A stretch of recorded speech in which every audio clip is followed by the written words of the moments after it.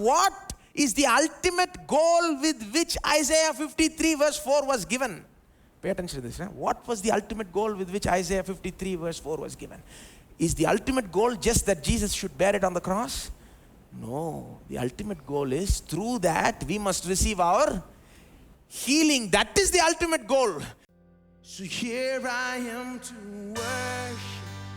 Here I am to bow. Here I am to say, you're my God. You're altogether lovely, altogether worthy, altogether wonderful to me. Oh, here I am to worship. Here I am to bow. Here I am to say, you're my God. You're altogether lovely, altogether worthy, altogether wonderful to me. Here I am to worship. Oh, here I am to bow. Here I am to say, you're my God. You're altogether lovely. You're altogether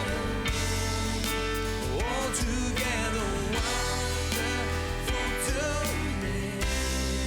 Oh, here I am to worship. Here I am to bow. Here I am to sing. You're my God. You're altogether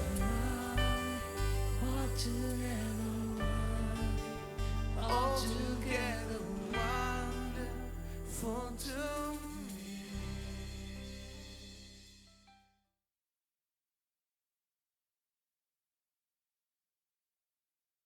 Every person, why does Jesus heal? What is the reason? Matthew says the reason is this was to fulfill what was spoken by the prophet Isaiah. He's saying, I'll tell you the reason. It was to fulfill Isaiah 53 verse 4. That's to put it shortly, that is the reason. Now think about that. Matthew is giving us the reason why Jesus performed his healing miracles. Very important this is. A lot of people, when you point out to them that Jesus did not refuse even one person healing. A lot of people, they like to say today, who knows whether it's God's will or not to heal somebody, right? Healing may not be for all people, right? We like to say all kinds of statements like that. But when you look at the life of Jesus, he performed so many healing miracles again and again. I don't know if you even have an exact count. I don't think we have. You read so many places. Everywhere he goes, preaches and he heals everybody that comes to him. Nobody goes without a miracle.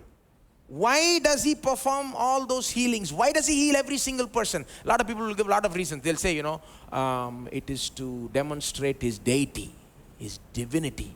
It is to demonstrate that he has all power as God. And that is one reason I agree. But they will never say this reason.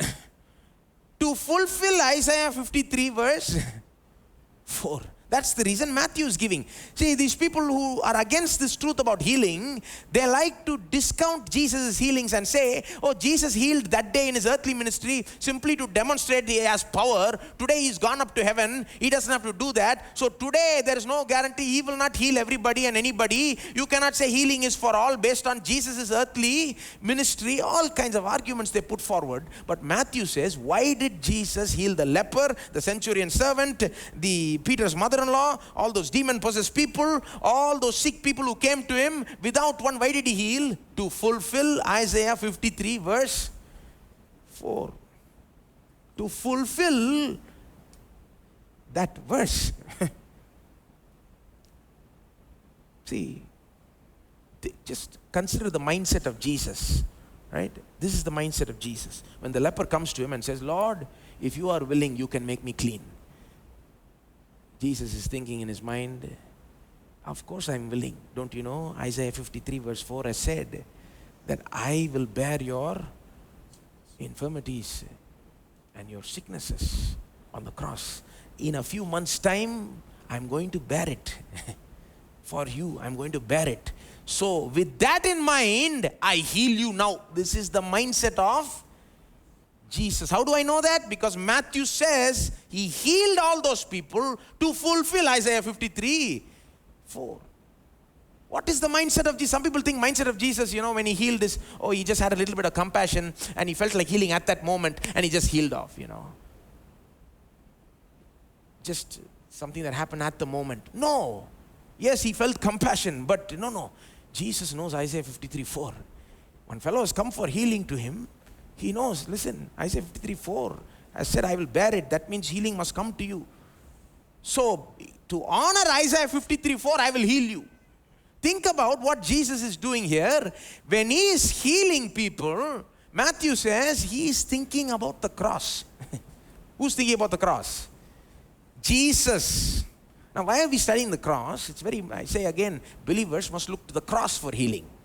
Must believe in the cross for, why? Jesus himself looks to the cross only when he heals people. He is thinking about the cross and healing this leper. He is thinking about Isaiah 53:4's fulfillment on the cross and he's healing these people. Think about that. Jesus is trying to honor that word, that prophecy, before even the cross has happened. Think about this. Here these people are coming for healing. Jesus has not even died on the cross, right? He has not actually borne the sicknesses, right, and carried our pains. That has not actually happened yet. And still, Jesus, thinking about what will happen in the near future, thinking about the cross, heals this person. Why? He wants to honor the prophecy given by Isaiah.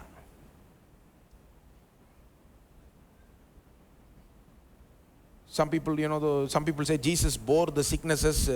What is meant here is at the time he bore it, somehow in his earthly ministry or something like that. That doesn't make any sense, The way Jesus heals here is he heals in advance. It's like swiping your credit card, When you go to the store, you swipe your credit card. You haven't actually paid for it, have you? No, you just swiped your credit card. It's going to come in your credit card bill at the end of that month. Only then you will actually pay for it. But just by swiping your credit card, that fellow will give you the object, whatever you are buying. Why? You are giving him the assurance you will pay it at the end of the month. Jesus, that's how he healed in his earthly ministry. It was not that he was wanting to just demonstrate his divine power. No, that was not the main reason. Not just because he had a little bit of compassion here and there. No. What he was doing is, he was saying, listen, cross is coming. Swiping the credit card. Take your healing now itself. I'm going to pay the price for your healing very soon. Very soon, in a few months, I will pay the price for your healing. I will take upon myself that leprosy, that fever, all those sicknesses, all those diseases. I will bear it for you. In a few months, it will be done. The payment will be made. In advance, I'll heal you. Take your healing and go. And he healed everybody this way. That's what Matthew's teaching, you see. He's teaching the mindset of Jesus when he healed. Now, how can they say, if Jesus did it here, he won't do it today? Nonsense. I say to you, if Jesus did it here, we can be much more certain that he will do it today. You know why? Because today we are living on this side of the cross. The payment has already been paid. He has already borne our sicknesses, carried our. Isaiah 53 has actually now been fulfilled, finished.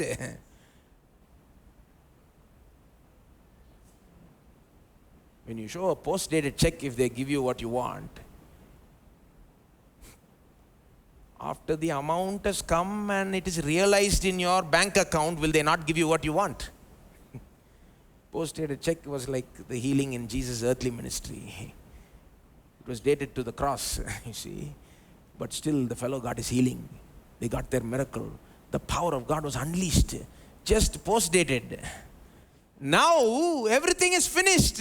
Jesus has borne our sicknesses, carried our pains. He cried out from the cross. It is finished. Payment has been paid in full. The amount has realized in your bank account.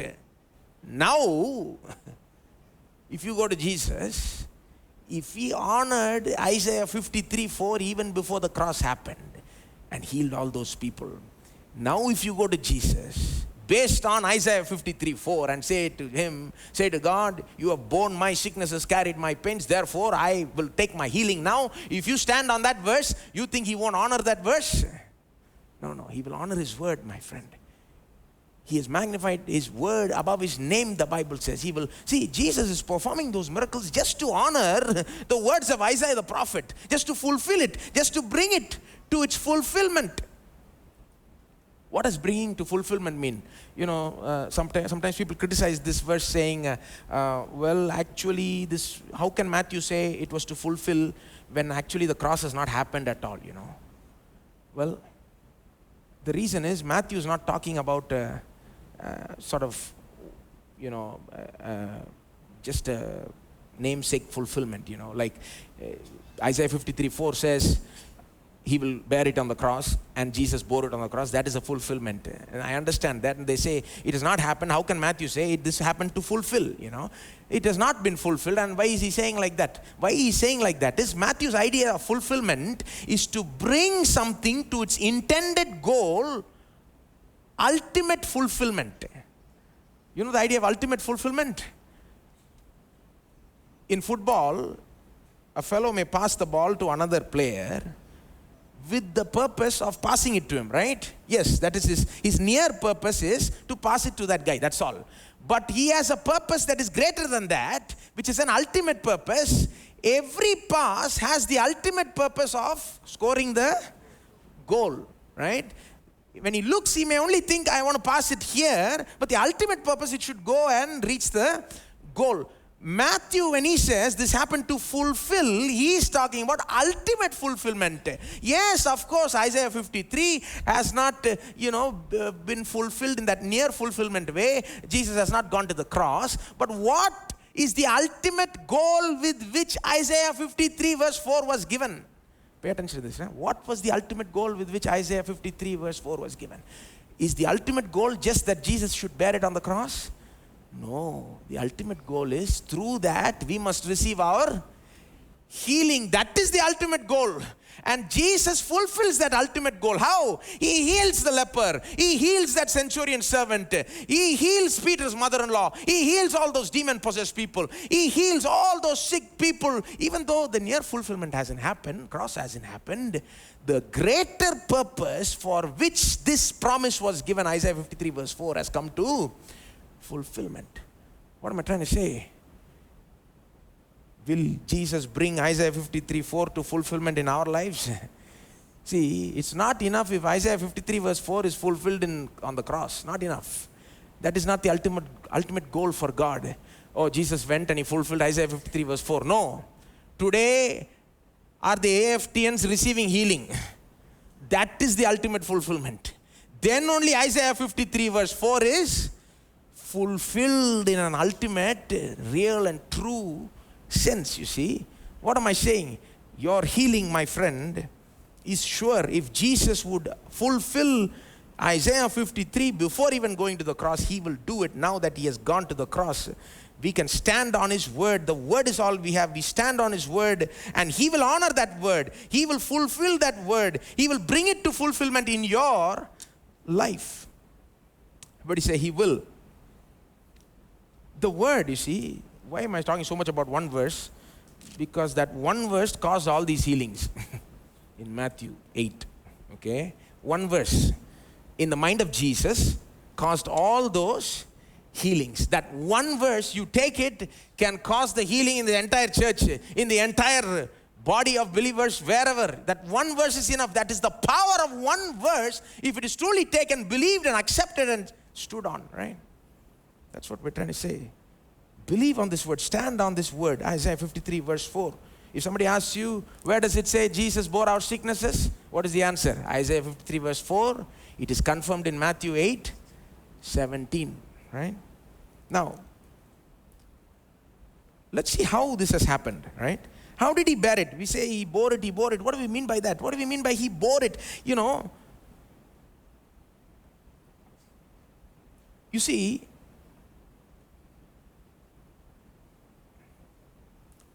how do we know that Jesus bore our sicknesses? Just by the verse. That's why these verses are important. There's no other way you can find out whether Jesus bore your sickness or not. The verse only is the source. Even if you look at the cross and you see him getting beaten by the Romans and all that, you will still not see him bearing your sicknesses. You know that Passion of the Christ movie and all that come, right? A lot of people watched it, and a lot of people, it caused a great reaction among the people, right? And if you notice that movie, one good thing about it was it gave a more realistic portrayal of what happened to Jesus. Usually the paintings we see Jesus hanging on the cross, they look very beautiful, very pleasant to the eyes. He's hanging there very beautiful without a scar on his body. No, that was not the picture of the cross. The cross was a bloody scene. It was a violent scene. You cannot show your children a real picture of the cross. That is the scene of the cross, and that movie brought out that realistic portrayal, you see. But you can watch the movie 10 times. You will not see a few things in that movie. You will never see Jesus bearing the sin of the world in that movie. Can you see that? No. You will never see Jesus bearing sickness in that movie. Can you see that? You can see him slapped around by the Jews, mocked and beaten by the Romans. You can see him wearing the crown of thorns. You can see the blood flowing down. You can see that horrible, torturous sight, but you cannot see what is happening behind the scenes. Behind the scenes, he is bearing the sin of the world, the sickness of the world, that you can never see just thinking about the cross in an outward sort of way, my friend. See, a lot of people today, even during communion, sometimes, they'll think about the cross and they'll force themselves to just imagine Jesus suffering. They'll feel sad, but many times, a lot of Christians, they're just thinking about what happened on the outside. What happened on the outside? Romans are beating him, the blood is flowing, it's a sad scene, and they feel sad and they shed maybe 1 or 2 tears, they partake of the communion, go home. What do you get out of it? Pay attention, right? What do you get? You get some tears. Now listen, I'm not saying don't cry. You will cry. There's, if you really study what happened in the cross, how Jesus suffered, you cannot be without crying. It will come. There's no chance of it not coming. I believe it. If a person really wants to know. I preached one Tuesday evening on what happened to Jesus, how he suffered, just step by step. One whole message on what happened on the outside, just on the outside, how the Jews beat him, the Romans beat him, and so on, and put him on the cross. I'm trying to say, crying is inevitable. But is that all we are supposed to get from the cross? No. But that is all we will get if we look at the outside. There is something happening behind the scenes, and that is what the Bible gives us. This you will never find in a movie. The Bible in Isaiah 53 teaches us what is happening behind the scenes. Let's go look. What is happening behind the scenes? How did Jesus bear our sicknesses? Isaiah 53 and verse 5. Isaiah talks about both. He refers to what is happening on the outside, but simultaneously he's referring to what is happening on the behind the scenes. Okay, Isaiah 53 and verse 5. By his stripes we are healed. By his stripes we are healed. You know what he means by stripes, right? I don't know if Isaiah fully understood what he was talking about. Isaiah knew somehow that the Messiah will receive stripes on his, I don't know if he knew he'll get it on his back, but he knew there will be stripes, okay? Now what is stripes referring to? We all know, now that the New Testament has happened, the cross has happened, we know what stripes means. Stripes are the marks left behind after the flogging of Jesus, right? They flogged him, they scourged him, they whipped him. At the end of that, what was left behind is what is referred to as stripes, those marks, the evidence of the beating, right? And so Isaiah, 800 years before, is seeing a little glimpse. He's seeing into the future how the Messiah will be left with stripes, some kind of marks, right? From a beating. I don't know if he knew more than that, but he knows that much. And then, so that is the outside. What is happening in the outside? The marks are there. They're left from the beating. But he is connecting it with our healing, right? By his stripes, we are healed. But you can look at them hitting Jesus again and again 10 times. Like I say, you can go rewind that scene, look at it again and again. You will not get healing like that. You have to know what is happening behind the scenes. When the Romans are whipping him, something else is happening behind the scenes. And Isaiah talks about that also. Only if you know what is happening behind the scenes, those stripes will bring you healing. What is happening behind the scenes? what is happening behind the scenes. I'll tell you what is happening. On the outside, he's being beaten with a whip, right?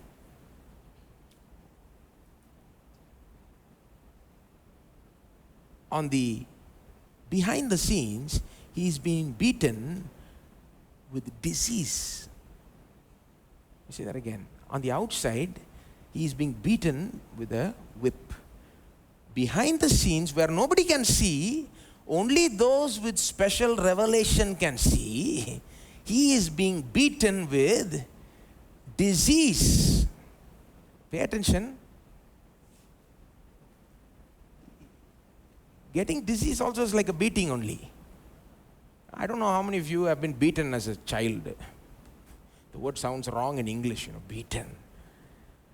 But I think some of you may have been, right? I was, with a cane or a belt or all kinds of, parents have their preferences, right? And some parents, you don't know what they'll do, when they'll, so whatever is nearby. But anyway, some of us have experienced what I'm talking about. When we're children, we think, the day will come when I will no longer get this beating. Some of these fellows in school, they'll think, the day will come, that time I will give you, they'll think, in their mind, And the children usually think like that, the day will come, The children are usually upset because you tell them to go to sleep early. They're thinking, these parents, so-called parents, they're telling me to sleep early, but they're staying up late watching TV. So they're thinking, when you grow up, I can stay up late, I can do, just enjoy life. But only after you grow up, you realize, that life was far easier. What did they tell you to do? After all, they told you to sleep early and do a little bit of homework and eat your food. That's it, There was no big responsibility. There were no big headaches. But after you grow up, and even the beating, you thought it'll end when you were a kid, But only after you grew up, you realized, the beating hasn't stopped. I'm not referring to the beating with a cane or a belt. I hope that has stopped, But, there are other kinds of beating. When a disease or a sickness comes, it's like a beating. It causes pain. It causes problems. Right? It changes your, it takes away the peace, the joy. You are left in a miserable condition. You know what I mean? When sickness or poverty or something like that comes, it's like a beating, my friend. You don't have to believe me just for the sake of the example. Let's go back to Isaiah 53. Jesus was beaten with disease. I'm not just making this up. Isaiah 53 and verse 4, okay? Before I say this, let me ask you this. The Romans are beating him with a whip, right? We can't see any disease there. It's just a whip. It's very hard beating, by the way. I mean, I didn't say it, but the whip was a short whip with leather strips in the middle at regular intervals. And on those leather strips, you had, iron balls and sharp pieces of sheep bones, okay, meant to cut into the skin. So as they would beat, they would really whip it, and the sheep bones will pierce into the skin, and slowly the outer layer it will cut first. But as the beating progressed, it will cut into the inner layers, okay, the subcutaneous tissue, they say. And first the blood will come a little bit, but then the blood will start pouring forth. And, it depends on the beating and who the person is and what the crime is. Jesus was actually beaten severely. There are many indications why this is true. One of the reasons is, Jesus was accused of something like treason, basically. They said, this man says he's the king of the Jews.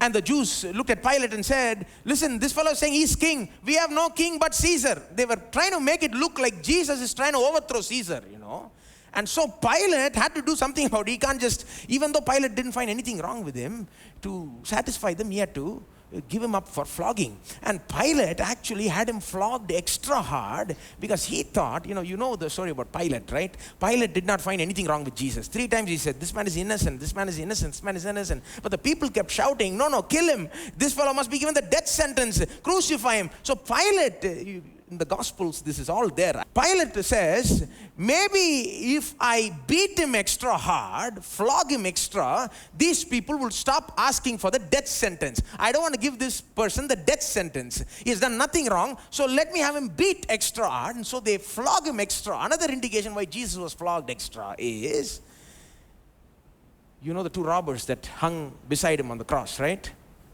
You remember at the end when they were going to take the bodies down, the two robbers did not die. So they had to break their bones, right? Leg bones. And then the two robbers died of suffocation. They went to Jesus to break the bones of his leg. What happened? Jesus was already dead. The people who look into this thing, they study why was Jesus already dead when the other two were not. The reason is he was flogged very severely, unlike the other two. You see, the flogging was terrible. They say at the end of the flogging, if you looked in the extreme cases of flogging, you can see bone at the back. That's how bad it was. It was from here to the end of the thighs, they say. And what you'll see in the end is ribbons of flesh hanging. Long ribbons of flesh hanging. Gruesome, horrible sight.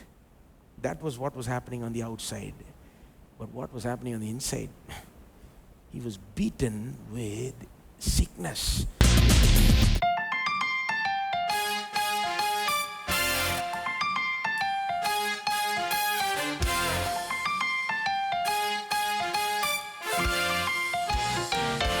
Our God is good, our God is great, our God is true. And there is nothing in this world he cannot do. His mighty hands were made available to you.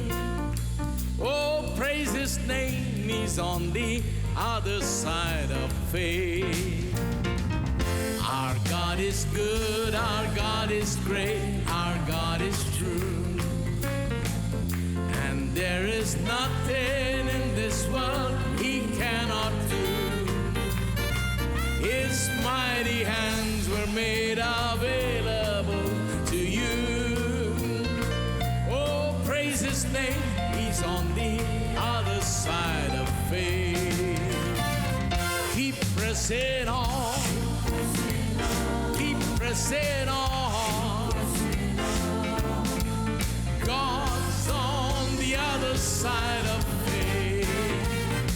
And though the clouds may for a moment fade, remember God is on the other side of faith. Keep pressing on. Keep pressing on. God's on the other side of faith. And though the clouds may for a moment hide his face, remember God is on the other side.